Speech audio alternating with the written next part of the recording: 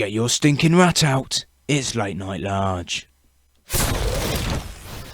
Welcome to a late night large on a roll. They've got a clean shave, bathed, went to a rave, died of an overdose and dug itself up out of its grave.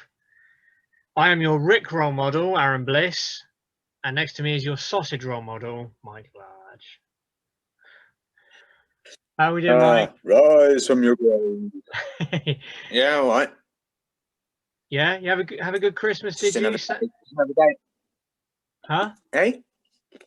Good Christmas? Yeah. Yeah, Santa bring you everything you wanted? Naughty list, didn't I? I was going to say, well, no, but I heard that he's kind of disregarding that this year because he's seen too many people snitching on their neighbours for breaking COVID protocols. So he thought, wow. Fuck it. Yeah. Got everything you wanted, or big bag of coal? The only thing I really wanted was world peace. Sure you did, Mike. Well, yeah, I had a decent Christmas, I think. Honestly, with everything that's going on, I think if you manage to tune out the bad vibes in terms of Tier 4 applying to most of the country, the horrible Brexit deal, etc., hopefully we managed to just tune out and say, if we were lucky enough to visit family, really savor it and realize that actually it's not so bad hanging out with the family. It's actually quite a nice treat.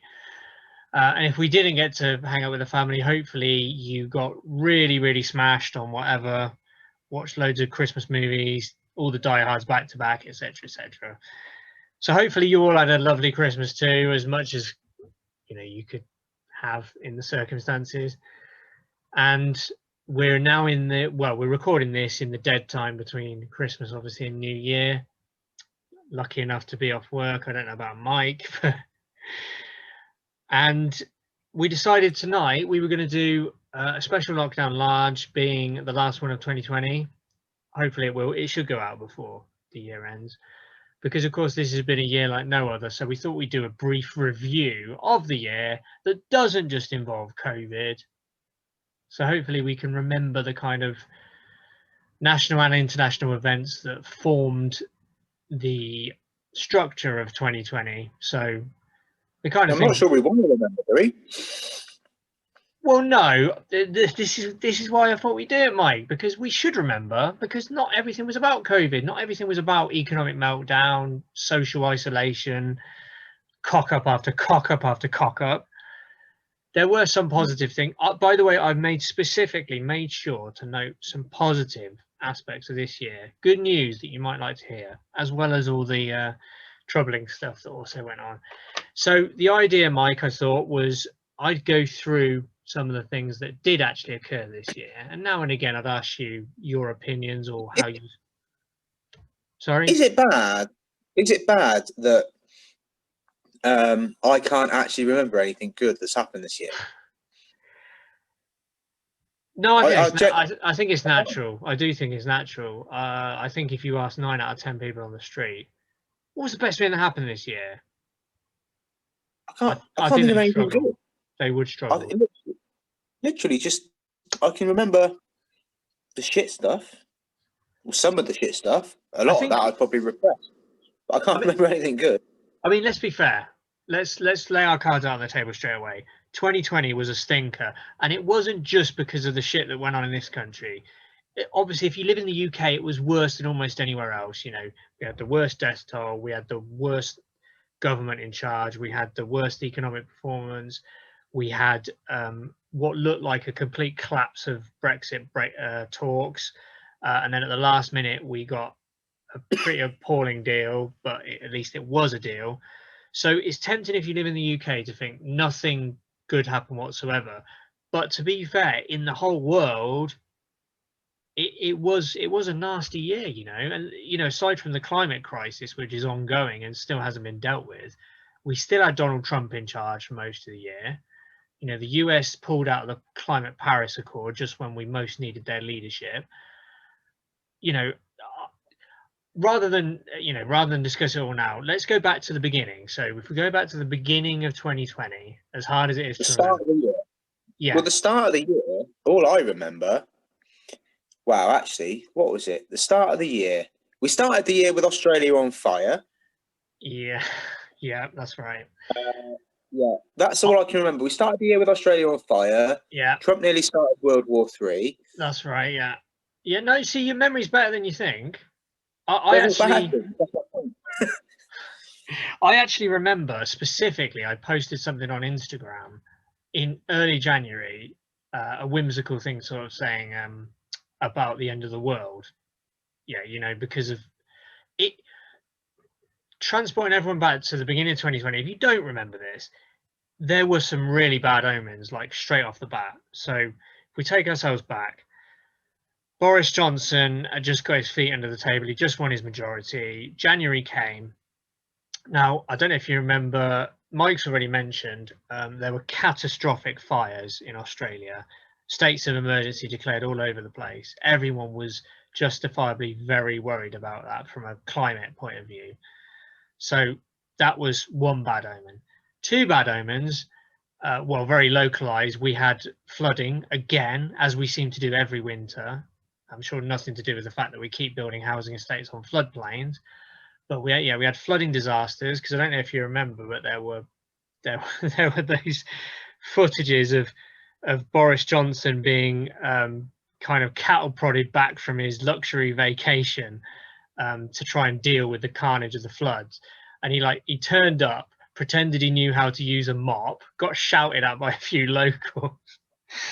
So his premiership started, you might argue it started in the way it basically set the scene for what he was going to be like as prime minister, just as the events in Australia, and as we'll go on to, even more events set a very dark omen for what the year was to provide. So what else happened in January?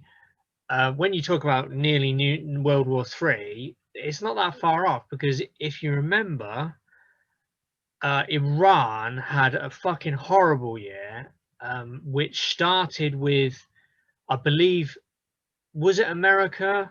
I think they said accidentally, they killed one of the top generals in Iran, in the Iranian military, I believe. Something like that. In an airstrike or something. So Yeah. obviously tension was pretty high after that, particularly because tensions are always relatively high between Iran and the US. For anyone who's not aware of that, that kind of dates back to the 70s, when Iran had the impertinence to overthrow a US-backed dictator, the Shah, who was in charge of Iran before then. He was overthrown by the Ayatollah Khomeini, and I believe it's the Ayatollah Khomeini, one Ayatollah or another. And anyway, the Islamic Republic of Iran was founded, and ever since, America has not been particularly happy about that. So the tension was high after that, and then to make it worse, Iran later in the month actually two catastrophic misjudgments. So they first of all, they bombed, I think, an Iraqi military base that had US personnel within it. So US service personnel were actually at the base. I'm not sure they killed anyone, but they certainly injured people and caused a lot of damage. So that kind of set the scene. And then even worse is, again, they claim accidentally, they shot down a Ukrainian passenger airline, which killed just shy of 200 people. And that was supposedly an accident. So the beginning of January was what you might say is a portent omen of what was to come, because they legitimately did feel like World War, not necessarily World War III, but it did feel like some kind of apocalypse was on the way. We had a climate breakdown exacerbated by the Australian fires. We had climate breakdown on a more local level with the floods that we seem to get every single winter now. And then, just to top it off, we had, I mean, I know Iran's not a nuclear power, but it's a very irritable and unstable member in the Middle East. And America, under Trump particularly, and I don't know if Bolton was the was the head of the military at the time, but they were really, really itchy trigger fingers for Iran. So that was a really worrying time. So you're right, January, basically, it gave us a sneak preview of what was to come for the rest of the year. You'd have been forgiven, I think, for getting to the end of January and thinking, "Well, thank fuck that month's done. It's got to get better from here. It's got to get better, isn't it? It can't get any worse, surely." Yeah. Wow. Yeah.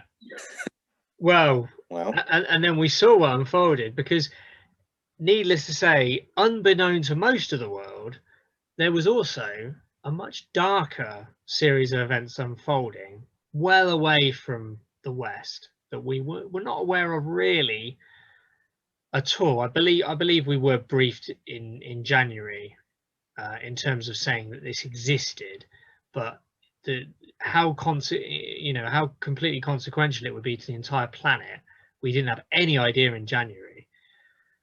So basically, later in the year, it was suggested by researchers that this might have started as early as summer 2019.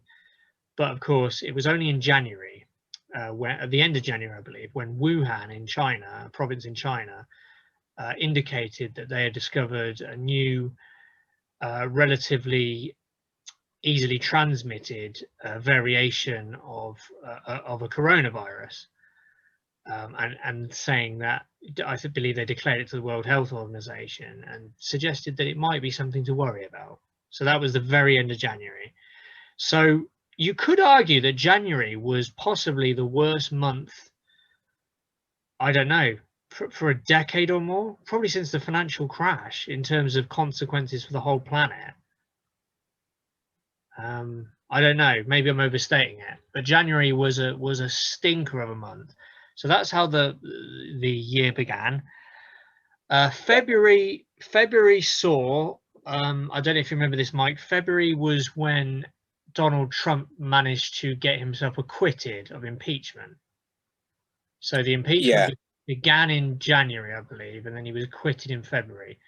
Now, for those people who didn't live in America, maybe this was devastating news, but for those who knew anything about politics in America, it was very unlikely that Trump was ever going to be prosecuted and removed from office with impeachment. In fact, I think out of the 3 presidents that have been impeached, including him, none of them has been removed from office by the impeachment. Basically, the impeachment happens in the lower house, and then by the time it reaches the upper house, it's usually because the upper house is dominated by the party that the president represents. So most of them don't have any principles, and they vote on party lines to say, no, he doesn't deserve to be impeached. So I believe, I don't know if it was Andrew Johnson, Bill Clinton, and Donald Trump, I think, are the only presidents to be fully impeached, like reach the end of the process, and none of them have been removed from office. The only one who would have been removed from office would have been Richard Nixon, but he actually resigned before it happened. So yeah, Trump survived his impeachment before obviously calling it a hoax and all kinds of other stuff. Now, what a hero! Yeah, complete hero. So to be fair, what that may have proved at the time was that Trump's feelings of invincibility maybe went to his head. Do you think when he got acquitted of impeachment, it did seem as if he thought that nothing could touch him? Well, nothing did touch him. So yet. Wow. At the time. Now he's not got the protection of office. Anyway, we'll come to that later. So February also saw the new coronavirus given an official name. So it was only named COVID-19 in February, which is ironic, obviously, because 19 is the year it was discovered, but it was only in 2020 when it was actually named.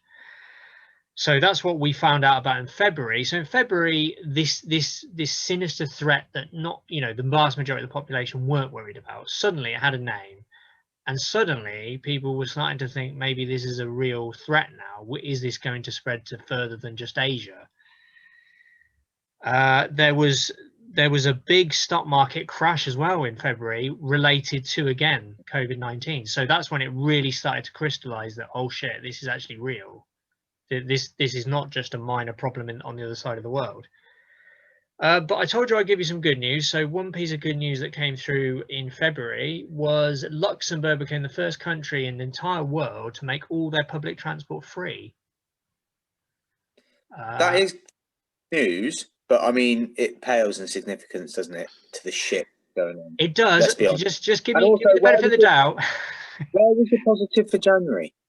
There was no positives. January was a horrendous month. Sorry, there's no sugarcoating that. The best thing that happened in February was Luxembourg, one of the smallest countries in the world, made all their transport free. Yes, and I know that's exactly what you'll say is, oh, well, it's a tiny country, they can afford to do that. But the bottom line is they're doing what was required in terms of the scale of what's needed to tackle climate change, to get people from driving vehicles everywhere at all times, etc. Don't get me wrong, I think it's great. It's a step in the right direction, but yes, it was on a very, very small scale. So that was February for us. And of course, it was my birthday, which was the best thing that happened that month. So, interestingly, bigger than the Luxembourg news. But Mike, I don't know if I mean, this probably doesn't apply to you, but in February, because obviously I read a lot of news, probably too much because it is very depressing. But at the time in February, in my head, I was thinking, I think a lockdown's coming. For the first time in February, I started to think, I think we're going to have to lock down at some point. So I went to visit a friend down south, like in Bath, for my birthday. I think late February. It was either just before or just after my birthday. And I remember driving there, and on the drive and when I was staying there, I remember thinking at the time, I wonder if this is one of the last trips I make this year in terms of holidays. And on the way back, even I was thinking, oh, I hope there's no restrictions until I at least get back. And obviously it wasn't too much longer. But as we went into March, Mike, this is when the shit hit the fan. So some countries, obviously China, had already instituted lockdowns. Other countries started to follow suit. I think a lot of Europe started in the beginning of March. We decided in our infinite wisdom to wait until the last week of March before we actually instituted a national lockdown. 23rd it was, I think. It was the 23rd. 23rd Now, of March. I don't know if you remember this, but March was also the month when the Copa America, Euro 2020, and the Summer Olympics were all announced as being postponed until 2021. So that was when that happened. So this is where we knew shit was real. This was a real thing that it was going to hit us hard. Another great month, really. Yeah, it was an amazing month, which begs the question, Mike, as to why. And again, you could argue, was this the stupidest decision that the UK government made out of all the stupid decisions during the pandemic in March? It's a big, bold statement, but go on. Allowing the Cheltenham Festival to go ahead. 250,000 people attended, I believe, the Cheltenham Festival, from all over the nation. That happened between the two. I don't think it was the stupidest decision, no. No? Okay. Do I think it was a bit dumb? But do I think it was the stupidest decision they've made? No. Okay, fair enough. Unfortunately, no. I mean, and you're right. It's open for debate about the stupidest. Might I say that there was an element, just a little whiff of little whiff of corruption there again, because apparently Matt Hancock was one of the cheerleaders for letting it go ahead, and it turned out he had big connections to one of the organisers of the Cheltenham Festival. So it surprises nobody, does it? Exactly. That was kind of the first stage of the pattern that we saw all through the pandemic. So March, very much like January, I'm afraid, was almost completely devoid of positive news. It was all bad news. I can't remember exactly when the Premier League was finally cancelled as well. Was that in March? Or did that? I think it survived till April, didn't it? Okay, yeah, you might be right. So April, the big news I got for April, because there wasn't a whole lot of development. It was just, the domino effect of COVID chaos. And obviously people weren't doing a lot because we were under lockdown. But big things in April was the 5G conspiracies led to people burning down phone masts and telecom engineers getting death threats. Any comment on that, Mike? I'm not sure. I'm not sure there's much that needs to be said about that, is there? Do you know what I mean? Fucking hell, will you send people? You know what I mean? These poor countries installing that, you sending them death threats? Fuck off. Poor sods. But there you go. Yeah, again, I think that was. Do you know? I think in any other year we would have looked at that, people burning down phone masts and sending death threats to telecoms engineers, as like, what the fuck is wrong with people? But I mean, since Brexit and Trump, it's kind of like, yeah, that's about right. So I think that's probably all you can say about that. So, like I say, April, we were all, I don't know about you as well, Mike. We were getting used to lockdown life, weren't we? That was when it was at its height. Did you get in the thick of it then? Did you get anything productive or positive done during April? Because April, I think, was the only month that was entirely in lockdown. Because I think we opened up sort of mid-May. We started opening up again. So yeah, nothing productive other than work. I think I worked every day. Oh, fair enough. That's it. Well, I was on furlough, so luckily, that was the best time of the year for me. I decorated part of my room. Made a woodwork project for the first time. Did all kinds of little bits and pieces. Mike, you said to look for positives, all right? I'm looking for positives. I had some positives. Your own personal positives. Fucking hell, get your head out your ass. It's not about you, right? These fine people, they don't want to hear about you and all the fucking. Oh, look how great my life is. Fuck off, all right? Something broader for everyone else to be happy about. Give them something, please. Give them something for April. Have you got anything? All right, penis. No, there's nothing else for April. April was a tumbleweed month. Okay, here's a positive. The infection rate eventually started going down, I believe, at the end of April. It finally started having an effect. So there you go. That at least happened. Great. On to May, and okay, so here's a positive. There was a malaria breakthrough in May. I forget what the exact breakthrough was, but I believe they found a way. I think it sounded similar to almost inoculating mosquitoes. So they found a way where they could treat mosquitoes, which meant that they couldn't transmit deadly diseases to humans. I think that was the gist I got of it. So, you know, that was a real positive, because, you know, we can be in our own bubble, but that is huge for the third world, particularly Africa. No, that's big, but is that right? I believe so. I mean, obviously it's only the early stages, isn't it? And you're not going to be able to roll it out massively, but it's the first step. Well, it's not good news until it's fucking sorted. Tell me when it's done. Right? Okay. No, I'll tell you what. You say sorted. There is some very positive news from Africa that was sorted, but that's later in the year. So in May, we also had more positive news. The first black hole visible to the naked eye was discovered, I believe, in a star system. So that's positive for, you know, astronomers and people who are interested in space and stuff. Grand scheme of things, though. I mean, are we talking about positive stuff just because the world is falling apart? The world is falling apart, right? Do you think there's one single astronomer that would have said, like, "Oh, just let me find a, here you go, like, fucking, you can get rid of all the bullshit that's happened in the first, like, third of this year or whatever, first, and then, or you can put a little black hole through the telescope. You choose, though. Do you think anyone? Oh, kiss a black hole." Well, at the end of the day, Mike, this was a year when we very much needed science. So I know it's not the same kind of science, but let's give a big up to scientists, because other than medical professionals, scientists have done us the most in kind of positives for mankind this year. So that's what I'm saying. Anyway, more things. Something that Mike would probably be more interested in. The Bundesliga was the first major league in Europe to restart in May. So that gave us all Right. something to be kind of grateful for, the bread and circuses thing. Just something to do and to watch. yeah. So just as a quick aside as well, Iran continued their brilliant year when they had a friendly fire incident in May and shot down one of their own aircraft.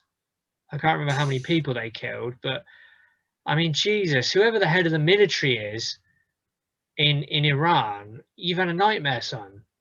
It's been you were bollocks. It's been an annus horribilis for you. So, sling your hook.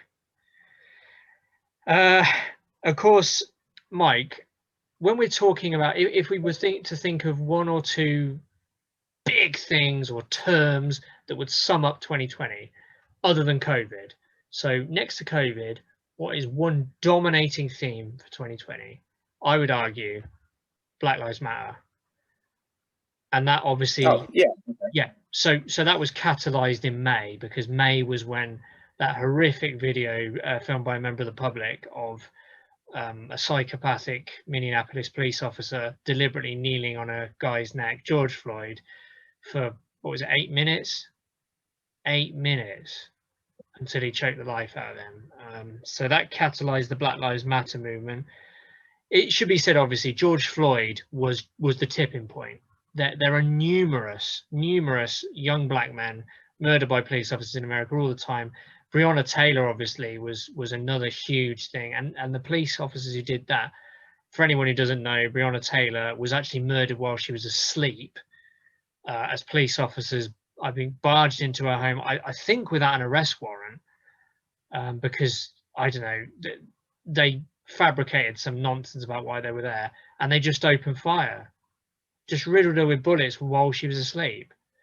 And no one's been prosecuted for that. So in reality, George Floyd was the figurehead, yes, but this was a much larger movement against the brutality of American police. So that happened in May. That started all kinds of marches all over America. Some of them developed into riots, usually instigated by the police, it must be said.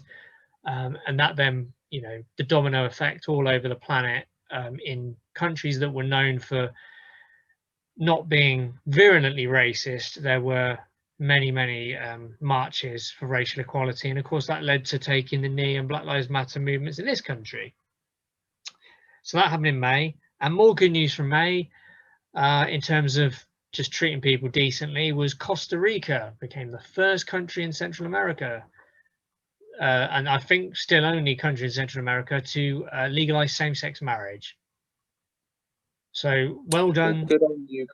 Well done, Costa Rica, because I know it's Central America, Latin America is unfortunately tends to be a bit of a hotbed of homophobic attitudes, particularly generally because a lot of them are Catholic. But well done. So that's a step forward for just treating all citizens as equally as possible, not giving them any shit for something that is none of your business, basically. So June rolled around. We were in the summer. So by this point, the UK had rolled back a lot of its restrictions because they were, the eyes were lighting up with, oh, we need to recover the economy. Mike, I don't remember. Do you remember when the Eat Out to Help Out was announced? Was that June or was that July? I think it might have been July. Okay, I'm going to say it's July.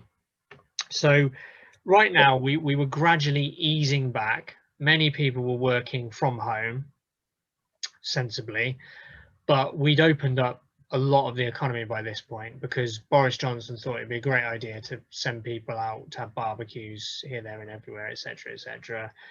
And he also, I believe, he also told the police to be less heavy-handed, just like, oh, sort of disperse people, but don't be, everyone should enjoy themselves now. There was the big kickoff in Hong Kong. I don't know if you remember this, Mike. I think that started big time in June. I mean, that was ongoing, but basically, I mean, this should have been a big thing for the country because basically China had decided, yeah, it's been 23 years, so Hong Kong's ours again now. Sorry, 22 years maybe. Actually, it might have been 2000. 20 odd years. Since the British handed back Hong Kong, belongs to us now. So here we go. Here's a new security law, effectively renouncing the idea that they'd agreed to, which was to give Hong Kong autonomy. So Hong Kong, although it was technically Chinese territory, it had its own governance and its own laws, and it wasn't required to just follow the lead of the People's Republic of China. China decided no, they're going to have more control over that now.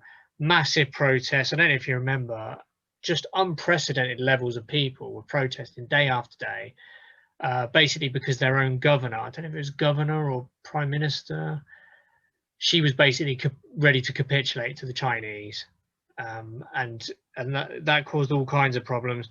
Boris Johnson then decided to be very opportunistic, and do you remember he made that statement where he basically offered anyone in Hong Kong who was worried about the new Chinese security laws, he offered them British citizenship, which, you know, I'm sure a lot of Brexit voters, had they been asked, would have said, fuck off. But that, yeah, so that's what happened in June. The big news in June. In July, as we think we remember, I think Eat Out to Help Out, which was proved to actually exacerbate the spread of COVID-19, was introduced. Who would have thought? I know, it seemed like such a great idea. I mean, you know, the idea, what makes me laugh as well, Mike, is that it kind of went against all the ideology of conservative governments, because the idea with the government is governments aren't supposed to pick winners and losers and, you know, encourage trade with one sector compared to another. And yet that was a classic example of, oh yeah, we need to keep restaurants afloat. Now, really, a better way to keep restaurants afloat is all of the restaurants should have clubbed together and made a donation to the Conservative Party and said, oh, we make PPE. And then they just could have got, you know, one of those contracts, and that would have kept them afloat. In July, other than that fiasco, we had NASA launched its Mars 2020 rover mission for any space nuts out there, so I guess that's positive. And over in Russia, Vladimir Putin decided to, I believe he put it to a referendum, but you know what referendums and any votes are like in Russia. It's just, you don't trust any of them. So Putin managed to grant himself all kinds of new powers, including a power which originally there was supposed to be a term limit to how long he could serve for, which was true for all Russian presidents. But he abolished that, so now he can run until, I believe he can stand until 2036. I mean, it'd be interesting to see if he's still alive in 16 years' time. But yeah, so effectively he will be probably president until he's dragged off to the grave. So that, yeah, that was basically July. So not a whole lot positive there. August began, I think it was early August, began with an absolute disaster in Lebanon. I don't know if you clock this, Mike, just how bad this was. There was a chemical explosion in Beirut. I think it was shown to be unsafe storage of ammonium nitrate. So there's an enormous explosion. It killed over 220 people, injured thousands more, severely damaged one of their major ports in Beirut. Yeah. Right? The damage was estimated at potentially $15 billion, and it made 300,000 people homeless. Now, you talk about, yeah, you talk about disasters. That is a fucking disaster and a half. And it's easy to say, oh, it's on the other side of the world, or it's the Middle East. Lebanon is quite a Western-seeming Middle Eastern country. You know, in the colonial terms, I don't mean to sound like colonial terms. It sounds colonial when you say it, but it's a very kind of developed and more Western-style Middle Eastern democracy, so to speak. And with some gorgeous architecture and food and all kinds of other stuff. But that was an absolute disaster, and they're still recovering from it. That's damaged their economy so badly. And you know, going on from that and the Vladimir Putin thing, one of Putin's best mates, the Belarus president, the leader of the last dictatorship in Europe, Alex Lukashenko, was re-elected once again with phony election results. leading to the largest protest in Belarusian history. So time will tell whether that will actually eventually see him ousted from office, but that started in August. Russia also claimed that they had patented the first COVID vaccine in August, to which the world were just like, sure you did. And I'm not sure whether it's the same one that they're now rolling out, because the one they're rolling out now they call Sputnik 5. I don't know if that's the same one that they claim they patented back then, but you know, Putin probably claims he patented everything. And here's the other big news, Mike. The big good news from Africa in August was the continent of Africa declared that they had completely eradicated wild polio. Now, just to give you an idea of the context of that achievement, that is only the second disease that has been successfully completely eradicated from Africa, the first being smallpox 40 years ago. So that was huge news for Africa. There was big news in Japan because Shinzo Abe, who was the longest serving president in Japanese history, I can't even remember when he took office. He's been in office for, I don't know, decades. He actually had to step down through ill health. So that was big news in Japan. There were tensions between Armenia and Azerbaijan.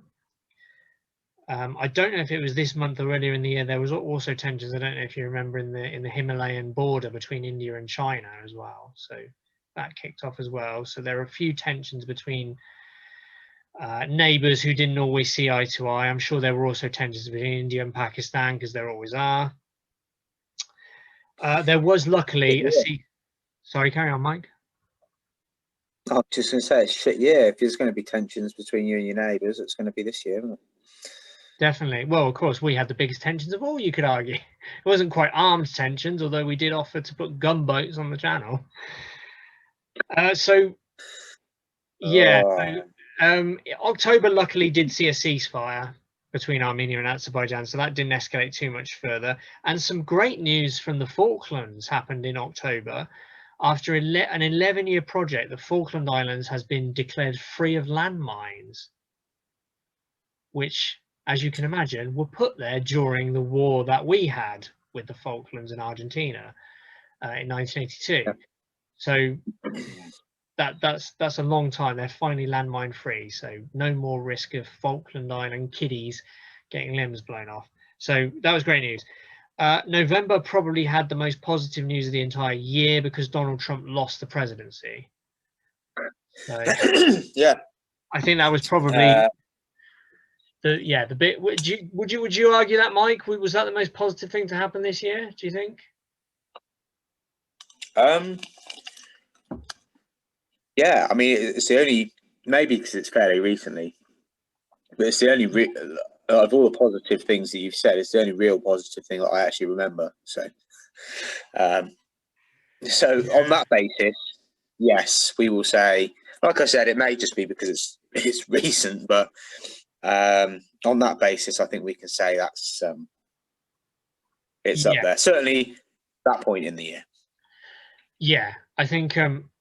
By the way, for anyone who thinks this is a Republican thing, although I do personally loathe the Republican Party, it was nothing to do with, he was your guy and we didn't like him. Like, the world did not like Donald Trump, not because of the party he represented, but because effectively he was a fascist.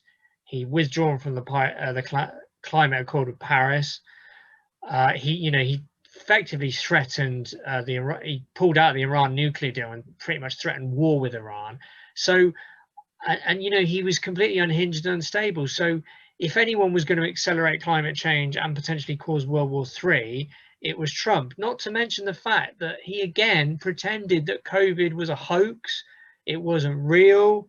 He contracted it and then probably gave it to his civil service. His secret service. And look at the United States. It's the United. Look at the state of that. It's the worst, possibly the worst country. You could argue in terms of resources, the worst country in the world in terms of COVID. It's absolutely shocking. They've got millions and millions of Americans have contracted COVID, and they've got a death toll, I think, over 300,000. So it's staggeringly bad. Trump has been just I don't know anything that he's done right, to be honest. But this year, particularly with the COVID response, been an absolute disgrace from Trump. So thank God he did get ejected from office. Although, you know, we all laughed to ourselves because he then launched a string of vexatious litigation against the results that all failed, including ones that had his buddies overseeing them. So that was funny.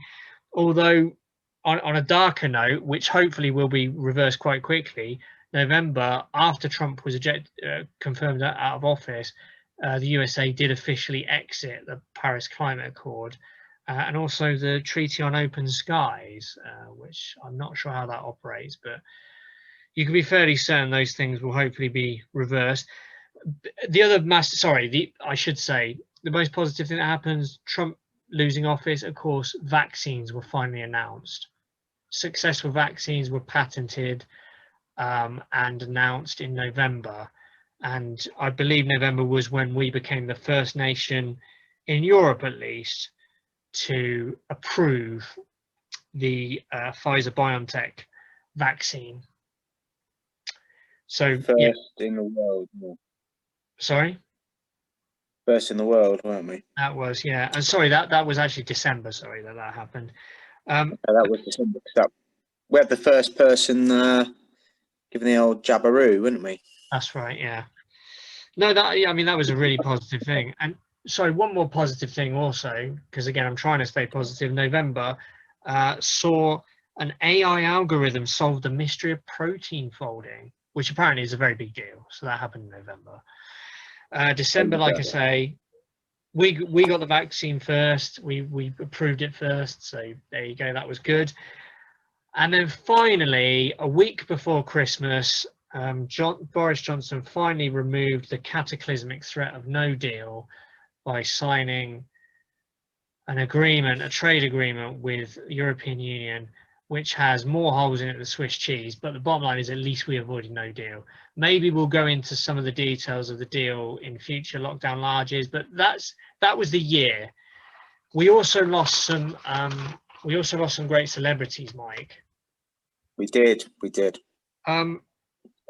Like, I mean, we lost. So, I mean, if you look at them, and again, I know there were a lot of very high achievers that did lose their lives. We can only really talk about the ones that were renowned across the world that anyone could pick out of a lineup. So, you know, we lost very, very sadly people before their time, people like Chadwick Boseman and Kobe Bryant. Lost before their time. Caroline Flack, obviously, that was quite tragic. In football, Papa Bouba Diop, only 42, died of some medical complication. I'm not exactly certain what illness he had. We heard obviously of The Rock. His father sadly passed away, Rocky Johnson, the ex-wrestler. We had some big hitters in the world of literature. John le Carre, the author of all the spy thrillers, he passed away. We had country music star Kenny Rogers. We had hugely influential musicians. So we had Little Richard, who arguably is, along with say Elvis, is one of the most influential musicians of all time in terms of popular music. The amount of major bands he influenced with his style. So Little Richard passed away. We also had a hugely influential guitarist, Eddie Van Halen. You would argue he's in the pantheon of guitar greats, in that he was a guitarist who not only mastered his instrument, but pioneered new techniques that were then copied and imitated by other people. So that's when you know you've reached like the highest pantheon of guitarists. So yeah, Eddie Van Halen, sadly, and again, he wasn't that old. One person who was very old but was sadly missed anyway was Kirk Douglas. Obviously over a century old Kirk, but we remember him. Good life. Yeah, good innings. Definitely a good innings, and you could argue, I mean, he was Spartacus, wasn't he? So you could argue that he was literally Spartacus because he was a fucking survivor. But yeah, Kirk Douglas finally met his maker, sadly. Des O'Connor was quite a big one, along with Barbara Windsor. They're very sad. Oh, yeah, so they were big misses, particularly for the UK. The actor who portrayed most famously Darth Vader. Dave Prowse passed away, leading to a lot of Star Wars tributes, as you can imagine. We had Ruth Bader Ginsburg, the Supreme Court Justice, die, which then led to the Republicans and Trump particularly deciding to dishonor her memory by rushing an appointment before he got booted out of office. So, yeah, well done, Trump. Brilliant again. Diana Rigg, one of the Avengers, passed away. And I saw a very touching cartoon in The Guardian. The Guardian's got a brilliant cartoonist, and I forget his name, damn it, a football cartoonist, but he did a beautiful cartoon where he was talking about God had assembled like his all-time greatest five-a-side team this year alone, and it just had a picture of what is a very well-balanced five-a-side team. So you had Ray Clements in goal, you had Nobby Stiles and Jackie Charlton, the defensive marauders. Of course, what I would argue the greatest, Diego Maradona in midfield, and then Paolo Rossi bagging the chances, all managed by Gerard Houllier. So, yeah, I thought that was quite touching, and yeah, it's a measure of the kind of the caliber of people we've lost this year. And of course, the one I haven't even mentioned, Mike, James Bond. Yes. Yeah, Was it? huge Was influence. it? Sorry, what were you saying? Well, huge influence on both of us, I imagine. He was like the totem of masculinity back in the day. Yeah, indeed. Indeed. Well, you could argue that him, who am I thinking of? You could argue that him and Barbara Windsor kind of summarise the 60s spirits in Britain, in a way, like the swinging 60s, in their own different ways. But yeah, they were both very symptomatic of the 60s in Britain, I'd argue. So yeah, they're absolute giants. So do you think that's been a fair That's a nice positive note, isn't it? Yeah. Do you think that's been Everyone died. Loads of good people died. Maybe I should have started with that rather than ending with it, do you think? But yeah. What a good year that was. Here's some really shit stuff that happened. Go on then, Mike. A bit of good things. Oh, and by the way, here's a load of people that died. Yeah, all right, point taken. But go on then. Give me some positives from this year. Can you give me some positives? I can't. I told you I can't give you any fucking positives. I promised the positives. All right, yeah. So there you go. Well, that's Lockdown Large's opinion, I'm afraid. 2020 is a complete write-off. Yeah, it was bollocks. It knows what it did wrong, but the bottom line is, I had some good times, a lot of bad times too. I'm sure.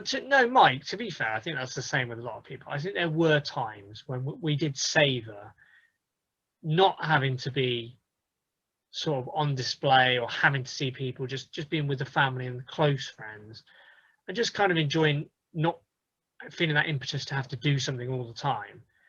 I'm not saying that was a long-term feeling. I'm just saying now and again, hopefully we had those moments where we just thought, actually, this isn't so bad. You know, kind of, you know. But introverts like yourself, that would have been a much more prevalent kind of feeling. Okay. But point taken. But the other thing, Mike, is, would you argue that maybe we've rediscovered things we have taken for granted? I'm not just talking about. So number one is just doing silly stuff, bonding with family, where you wouldn't normally have the time. You'd always be on doing something or having to go somewhere.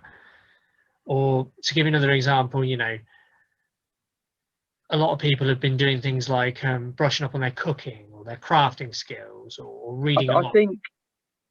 I think, you know, yeah, some people have learned some new skills, but I guess really what it's made people do is take stock of what's actually important. Yeah. You know, what's actually important. Some people would have looked at their life, and I imagine that there'd have been, it would have gone both ways, if we're honest, probably. Some people would have looked at their life and gone, fucking hell, is this it? And some people would have looked at their life and gone, do you know what? All that other shit doesn't really actually matter. This is what's important. So, I'd like to think so. you know, let's hope that more people kind of saw the positives in that than the other way. Hopefully. Yeah, no, I'm on your side of that. I mean, appreciating nature is another one. Just appreciating a walk somewhere you haven't been before, seeing like a new open space or whatever. But yeah, I mean, in terms of Mike, do you remember we did that episode, Habits of a Lock Time, where we were talking about what habits have we formed during lockdown and or furlough that we would like to be kind of more permanent? Yeah. Do you think any of the positives in this year, so the solidarity, the helping people who are vulnerable, the clapping for the NHS, appreciating NHS workers and key workers, I can't think of anything else positive off the top of my head. Unfortunately, I know where you're going. Unfortunately, I think a lot of those people are fickle, and I think a lot of those things, the good, positive things and traits, will be lost. I honestly don't think they would have changed the world. Look at when Karen Flack or whatever her name is, she died. Everyone was like, "Oh, be kind, be kind, be kind." Within a couple of months, that was gone, wasn't it? These things, unfortunately, people are fickle, and they only really care about what's important to them right there and then. Would you say, okay, Mike, on that, I know what you're saying. Would you also say that a lot of people are easily influenced by mob mentality? Yeah. You go, that's a given. Yeah, of course they are. Yeah. Of course they are. I mean, people are simple-minded. We know my thoughts on people. Yes, you said them many times. You know how I feel about people. I mean, let's remember we've seen some wonderful things this year. We've seen Captain Tom doing his walk around the garden, raising money, getting his knighthood. We've seen Marcus Rashford fighting for school kids to be fed. We've seen all the key workers, the people going above and beyond. Those Sikh groups who went to feed the truck drivers who had no facilities when they were stuck at the border in December. So all of these people and more have shown the best kind of spirit and what we all really want to be about as a people. So there's been some amazing things, but there's also been some absolute crash stupidity and selfishness. The idiots at the beach that we discussed, shitting in burger boxes and being aggressive to people who were telling them to break it up. Dickheads who were friend parties with 200 people. I mean, I wouldn't have a problem if someone had invited over half a dozen of their mates for their mental health. That's fine. You invite 200 people over, you're a cunt. You're clearly just taking the piss out of everyone. So there have been a lot. I mean, I'm not going to go back into it because we've already discussed all the mistakes, deliberate or not, the government has made along the way. Quick quiz though, Mike. Some of the interesting things that were said this year. Do you remember who said, I believe in January, or maybe it was the very end of December. Do you remember who?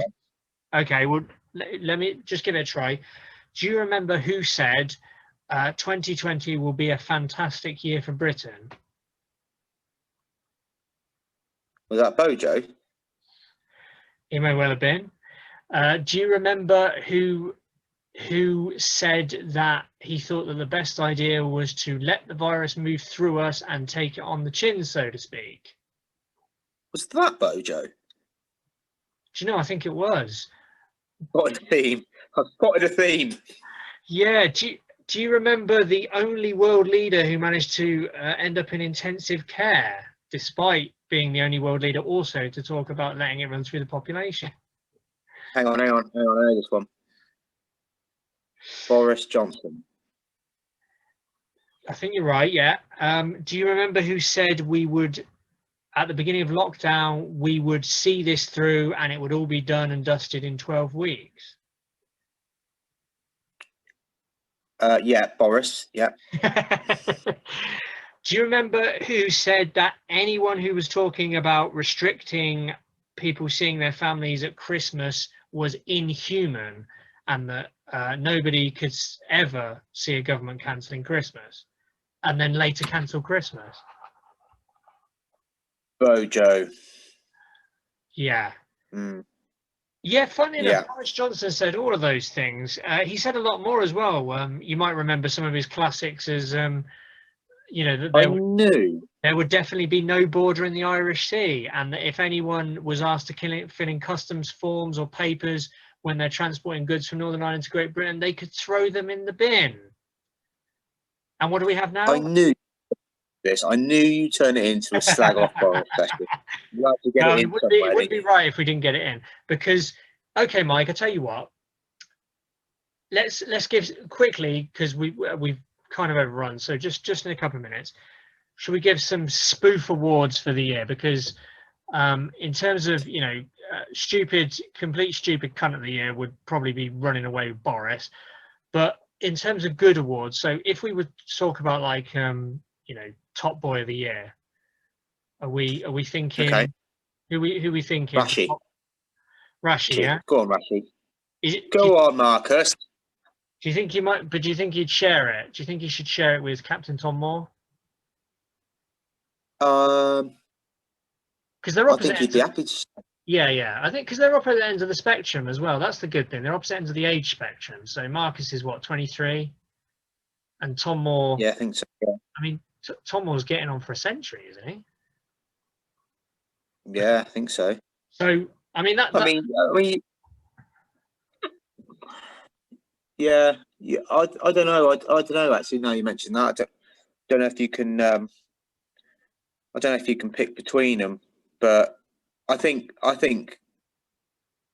obviously the amount of money raised by Tommy was astronomical, but I think that a lot of that, was kind of media circus all whipped up around him. I think Marcus. I think I'd still give it Marcus. Fair play. Yeah. Okay. No, that's fair enough.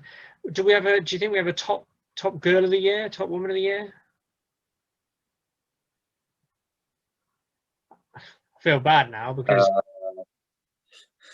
again, I'm just thinking in terms of news headlines. I don't. I'm sure there must be some female involvement on the vaccines.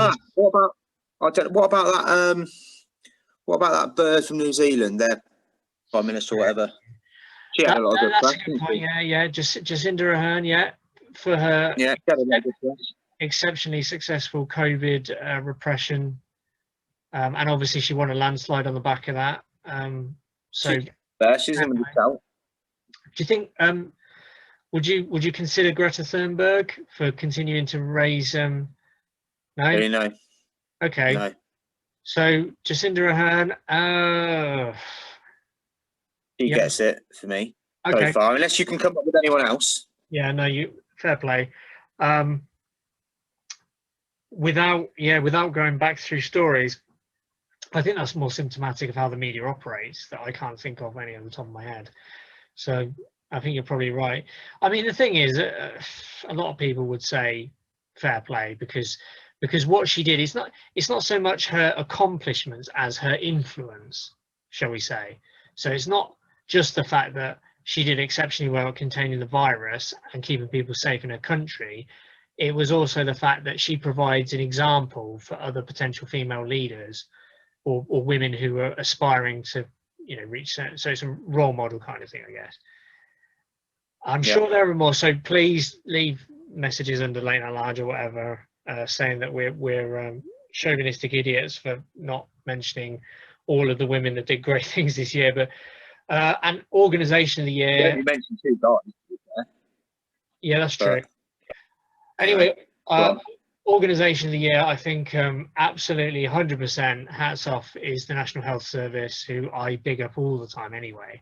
But the amount of shit that they've had to cope with this year, particularly with the government starving them of the money they need, some of those staff are going in practically suicidal with the working conditions, the lack of PPE, and they've still fucking manned the trenches, World War II style. So big love to anyone in the National Health Service, and let's fucking hope that, because we've got a big fight on our hands now, because it's no longer automatically protected because the US trade deal is on the table. So we've got to really fight if we want to stand up for the thing that's kind of done the most for us this year. So, any other awards, Mike, that you can think of? You want to dish out?